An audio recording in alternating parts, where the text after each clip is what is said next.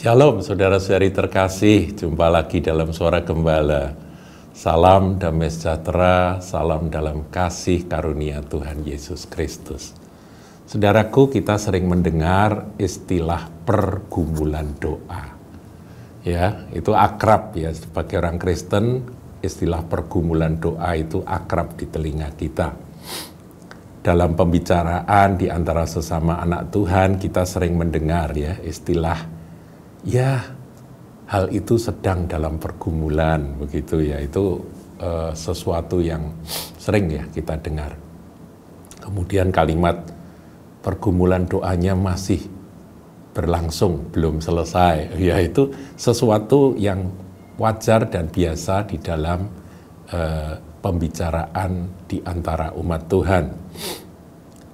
Tapi kalau kita mau meneliti saudaraku, sebetulnya istilah pergumulan doa itu merupakan jargon atau istilah khas Kristen, itu asal-usulnya dari mana ya. Nah, kita akan telusuri saudaraku kebenaran tentang pergumulan itu ya, kata pergumulan doa. Sebetulnya ada dua aspek pergumulan, saudaraku. Yang pertama adalah pergumulan melawan penguasa-penguasa di udara. Jadi pergumulan bergulat melawan iblis, melawan setan, itu yang pertama. Dan itu memang benar-benar seperti itu yang digambarkan oleh Alkitab. Betul-betul saudara bergulat, alot, tapi saudara harus kuat dan harus menang. Untuk itu kita harus melakukan atau mengenakan selengkap senjata Allah. Saya bacakan ya saudaraku ya, di dalam Efesus pasal 6 ayat yang ke-10 sampai 12 bunyinya demikian. Judulnya perlengkapan rohani. Akhirnya hendaklah kamu kuat di dalam Tuhan, di dalam kekuatan kuasa-Nya. Kenakanlah seluruh perlengkapan senjata Allah supaya kamu dapat bertahan melawan tipu muslihat iblis. Iblis itu menipu, saudaraku ya. Supaya kita bertahan, kita harus mengenakan selengkap senjata Allah. Ayat 12, nah disinilah muncul kata wrestle atau bergulat, itu bergumul. Karena perjuangan kita, kata perjuangan ini dalam bahasa Inggrisnya dipakai kata wrestle. Bukanlah melawan darah dan daging. Ingat ya, kita kadang-kadang jengkel sama manusia-manusia, tapi firman Tuhan ini mengajarkan bahwa musuh kita bukan darah dan daging, tetapi melawan pemerintah-pemerintah, melawan penguasa-penguasa, melawan penghulu-penghulu dunia yang gelap ini, jadi yang tidak nampak, melawan roh-roh jahat di udara. Nah, kemudian setelah itu dikatakan pakailah, ambil seluruh perlengkapan senjata Allah dan kenakanlah gitu ya. Dalam bahasa Inggris versi King James saya bacakan saudaraku. For we wrestle not against flesh and blood. Ya, tidak bergulat melawan flesh and blood.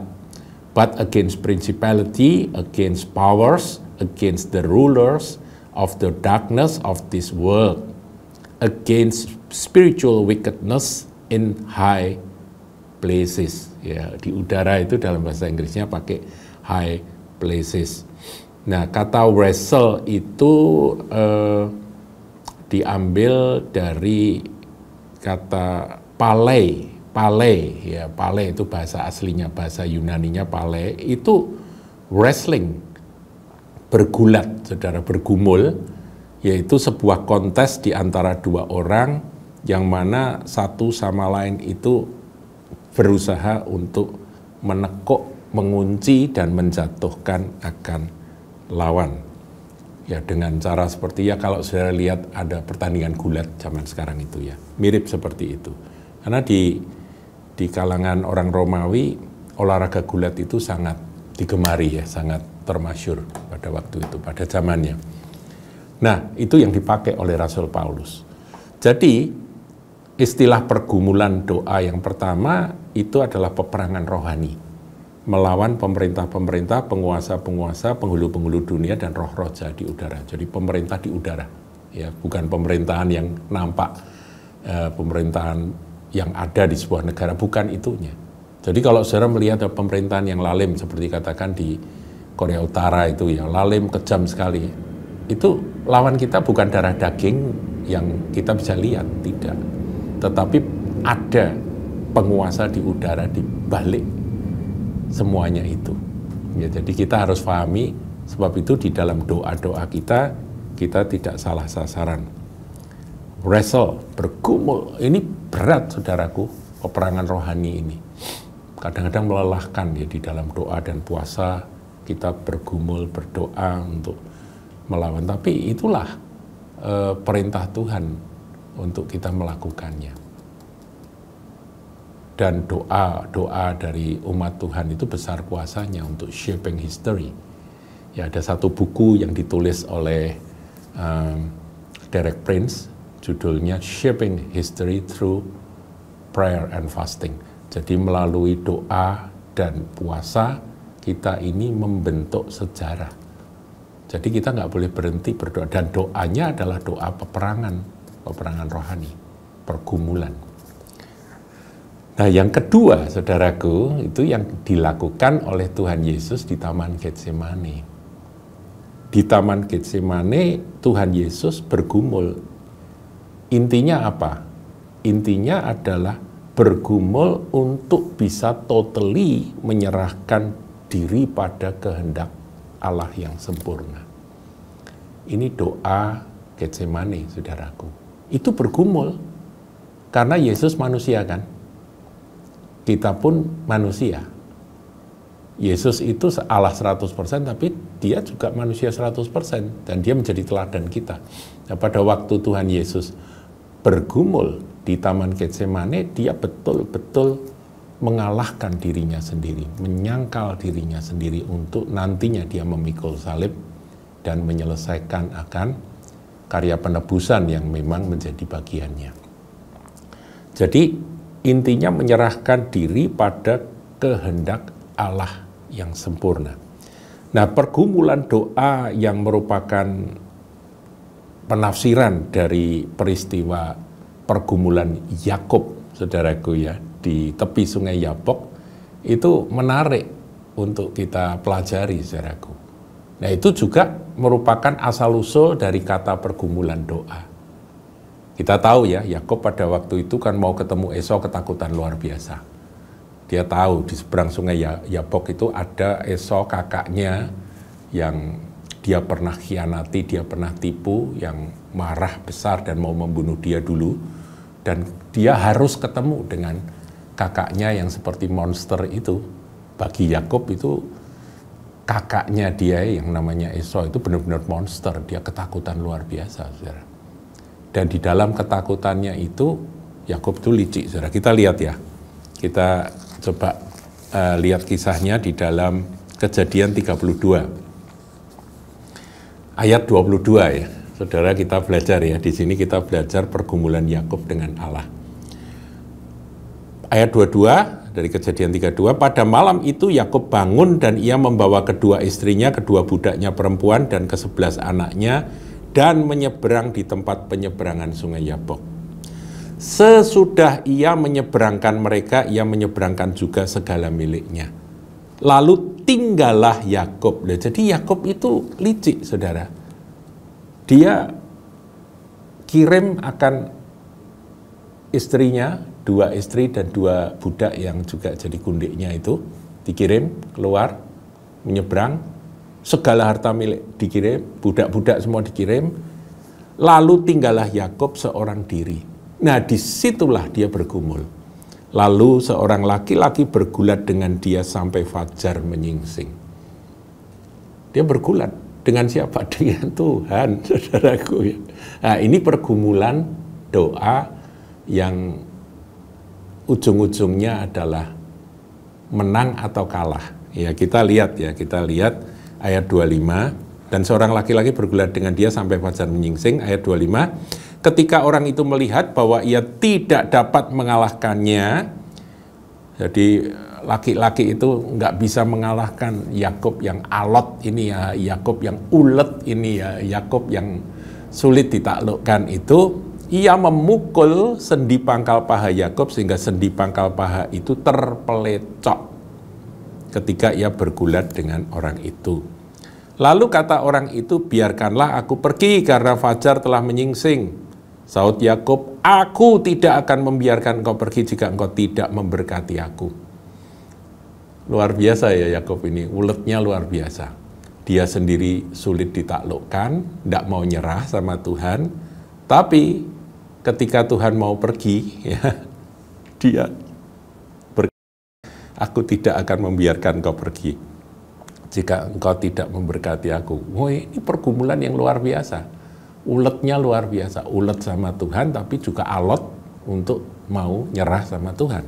Sampai harus dipukul pangkal pahanya sampai terpelecok. Bertanyalah orang itu kepadanya, siapakah namamu? Saudnya Yakub. Lalu kata orang itu, namamu tidak akan disebut lagi Yakub tetapi Israel. Jadi Israel adalah nama lain dari Yakub. Sebab engkau telah bergumul melawan Allah, perhatikan, ya saya ulangi, sebab engkau telah bergumul melawan Allah dan manusia dan engkau menang. Manusia itu siapa? Ya dirinya sendiri. Dia bergumul melawan Yakub. Yakub, si akunya Yakub, alotnya si Yakub itu. Dia akhirnya mengalahkan si akunya dan dia juga mengalahkan Allah dalam arti dia bisa menerima berkat dari Tuhan. Ya tentunya karena Tuhan itu mengasihi Yakub sehingga Tuhan menghargai. Kamu ini memang alot, kamu ini memang ulet, kamu ini memang sulit untuk ditaklukkan. Tapi ya sudah dipukul pangkal pahanya sehingga dia pincang saudara jalannya. Kemudian waktu mau ditinggal dia berpegang, mungkin jubahnya itu dipegang kuat-kuat. Ya ini gambaran dari pergumulan doa Yakub pada waktu dia bergumul dengan Tuhan.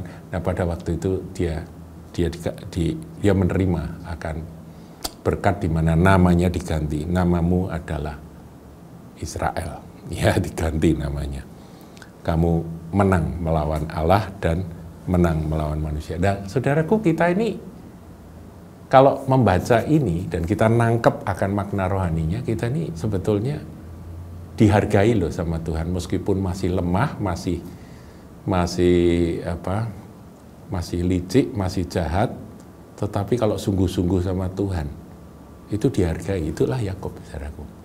Tapi bukan berarti Tuhan diam saja. Tuhan juga akan menaklukkan kita. Di mana kekuatan Yakub itu kan ada pada kakinya. Dia kan tukang lari ya saudaraku ya. Ada papa caw gitu ya, caulut itu ya, dia lari gitu ya. Dia selalu gitu. Nah kali ini dia dibikin nggak bisa lari, yaitu kekuatannya untuk lari meninggalkan lari dari tanggung jawabnya. Dia tidak berani menghadapi akan apa yang dia perbuat ya, kesalahan, bertanggung jawab atas apa yang dia perbuat, kesalahan yang dia perbuat. Dia lari. Nah itu dia dipatahkan. Pangkal pahanya itu dibuat terpelecok. Ayat 29, bertanyalah Yakub, katakanlah juga namamu. Tetapi sautnya, mengapa engkau menanyakan namaku? Lalu diberkatinyalah Yakub di situ. Dahsyat saudaraku. Yakub menamai tempat itu Peniel sebab katanya aku telah melihat Allah berhadapan muka tetapi nyawaku tertolong. Saudara tahu ya, orang itu kalau memandang Allah pasti mati kan. Manusia kan berdosa, Allah kan kudus. Tapi kalau dia berhadapan muka dan nyawanya tertolong, maka sesungguhnya Allah yang dia jumpai, yang berhadapan muka dengan muka, yang mana dia bergumul itu adalah Malak Yahweh atau malaikat Tuhan yang merupakan penampakan dari Yesus Kristus Tuhan Sang Firman di Perjanjian Lama. Ini kan Allah Tritunggal, saudaraku ya. Itulah Yakub, saudaraku. Jadi bicara tentang pergumulan, saya ulangi, itu ada dua. Pergumulan melawan setan, melawan iblis, melawan penguasa di udara, ya, pemerintah-pemerintah, kemudian penghulu dunia yang gelap ini, roh-roh jahat di udara, penguasa-penguasa ya. Itu betul-betul kita harus berperang, bergulat, yaitu Efesus pasal 6 tadi ya, ayat yang ke-12. Nah, kemudian juga yang kedua adalah bergumul melawan diri sendiri. Seperti Tuhan Yesus menyerah kepada Bapaknya. Bukan kehendakku, tapi kehendakmu jadi. Cawan ini, kalau boleh singkirkan, tapi kalau ini kehendakmu, ketetapanmu, biar aku meminumnya. Itu Tuhan Yesus. Demikian Yakub, manusia yang alot, ulet, licik itu, dia menerima berkat Tuhan. Namanya diubah menjadi Israel karena apa? Karena dia berpegang teguh, berpegang kuat pada Tuhan ketika dia bergulat. Pokoknya Tuhan, apapun yang terjadi, Engkau harus memberkati aku. Dan kisah berikutnya ya, sedikit saya tambahkan, ketika Yakub akhirnya menyeberang sungai Yabok, dia, itu Fajar sudah menyingsing ya, dia itu pincang saudaraku, nggak bisa lari seperti dulu, dia pincang. Tapi begitu dia ketemu dengan kakaknya diubah hatinya oleh Tuhan. Karena Tuhan kan pengatur segala sesuatu ya, berkuasa mengatur. Jadi musuh bebuyutan yang sangat ditakuti, monster yang sangat mengerikan bagi Yakub itu, tiba-tiba hatinya dilembutkan, begitu ngelihat sang adik pincang, timpang, datang mendekat, langsung dipeluk saudaraku dan bertangis-tangisanlah mereka. Musuh dijadikan kawan itu ya. Karena apa? Karena dia sudah bergumul melawan Tuhan dan manusia, dirinya sendiri, dan dia menang. Tuhan Yesus memberkati.